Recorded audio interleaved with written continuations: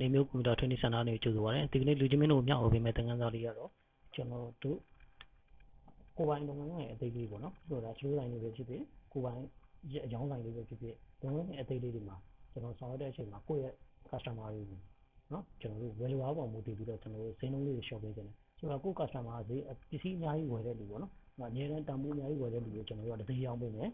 တန်ဖိုးနည်းနည်းပဲဝယ်တဲ့လူပုံမှန်တစ်ခါလေးမှလာဝယ်တဲ့လူပုံမှန်တန်ဖိုးနည်းနည်းပဲလာဝယ်တဲ့လူဆိုရင်ကျွန်တော်တို့ကဈေးနှုန်းလေးတစ်သိန်းရောင်းပေးမယ်အားလုံးကိုကျွန်တော်တို့ discount တော့ပေးတာမှန်တယ်ဒါပေမဲ့သူ့ရဲ့ဆိုလိုတာကသူက1000မှုနဲ့အထက်ဝယ်တဲ့လူကိုကြာရင်ကျွန်တော်က10%ထိကျွန်တော် discount ပေးမယ်1000မှုအောက်ကိုပဲဝယ်တဲ့လူဆိုရင်ကျွန်တော်က discount တော့ပေးမယ်ဒါပေမဲ့9%ပဲ discount ပေးမယ်ဒါလေးကိုကျွန်တော်တို့ဒီ formula နည်းနဲ့ကျွန်တော်တို့တွက်ကြည့်တဲ့နည်းလမ်းလေးဖြစ်ပါတယ်နော်ဒီမှာဆိုရင်ကျွန်တော်တို့ဇာတ်လေးကျွန်တော်ထပ်ထားပြီးသားပါနော်ကျွန်တော်လက်တွေ့လေးတွက်ကြည့်အောင်ဒါလေးကျွန်တော်ပြန်ဖြတ်လိုက်ပါမယ်ထုံးစံတိုင်းပဲကျွန်တော် formula ရေးမှာဖြစ်တဲ့အတွက်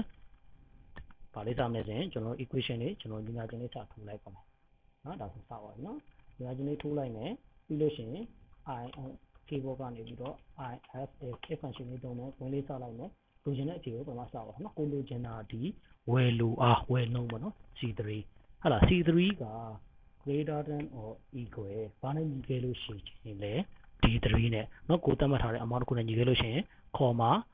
နော်အဲ့တော့ညီခဲ့လို့ရှိရင် C3 ကိုနော်ကျွန်တော်ပြန်နှင်းပါမယ်ဒီမှာရှိနေ C3 ကိုကျွန်တော်တို့ကဘယ်လောက် percent နဲ့ short ပေးမှာလဲဆိုလို့ရှိရင် 10% short ပေးမယ်တကယ်လို့မဟုတ်ခဲ့ဘူးဆိုရင်နော် C3 ကိုကျွန်တော်တို့က9%နဲ့ပဲတွက်နော်9%နဲ့တွက်ပါမယ်ဒီလေးပေးလိုက်မယ်ပြန်အနာလေးခေါက်လိုက်ပါဒါဆိုရင်ရပါပြီနော်ကျွန်တော်တို့ဒီ2D 1000မိုးဝယ်ရင်1000မိုးနဲ့အထက်ဝယ်ရင် 10% ရမယ်1000မိုးနဲ့အောက်ဆိုရင် 5% ရနော်ဆိုတော့ဒီမှာဆိုကျွန်တော်1000နဲ့အထက်ဝယ်ထားဖြစ်တဲ့အတွက် 10% လေး short ပေးတာပဲနော်သူအောက်ကိုလည်းကျွန်တော်ထုံးစံနာမည်ပြောလေးဆွဲချပြီးတော့ဖြည့်ပေးလိုက်ပါနော်အောက်မှာကြည့်လိုက်အောင်ဒီမှာဆိုရင်ကျွန်တော်တို့6000မိုးပဲဝယ်ထားတာဖြစ်တဲ့အတွက်1000မိုးအောက်ဖြစ်တဲ့အတွက်ကျွန်တော်တို့ 3% 5% ပဲပေးထားတယ်300ပဲshort ပေးလို့ရတယ်နော်တူဆိုလည်းကျွန်တော်9900ဒါပေမဲ့ 10% လို့ဖြစ်တဲ့အတွက်1000မိုးပြည့်တာဖြစ်တဲ့အတွက်ကျွန်တော်တို့ဒီ5% နဲ့ပဲကျွန်တော်တို့ short ထားပါနော်ဒီကောင်လေးတကယ်လို့မဟုတ်ဘူးသူဒီ1000တိအောင်ကျွန်တော်ဝယ်သွားတယ်ဆိုရင်သူ့ကိုကျွန်တော်တို့ 10% တိ short ပေးပါ1000တိကျွန်တော်တို့ short ပေးမှာဖြစ်ပါနော်1000မိုးဝယ်ရင်1000 short ပေးလိုက်မယ်နော်ဒါဆို9000နဲ့ကျွန်တော်တို့ပေးလိုက်ရမှာဖြစ်ပါနော်1000 short ပေးရမယ်ရလတ်ကိုကျွန်တော်တို့တွက်လာဖြစ်ပါနော်ဒီနေရာမှာလူချင်းမျိုးကြိုက်လို့ percent နဲ့လေလူကို short ပေးခြင်းတဲ့ amount လေးကိုသတ်မှတ်ခြင်းတဲ့ဟာလေးချက်လို့သုံးလို့ရပါတယ်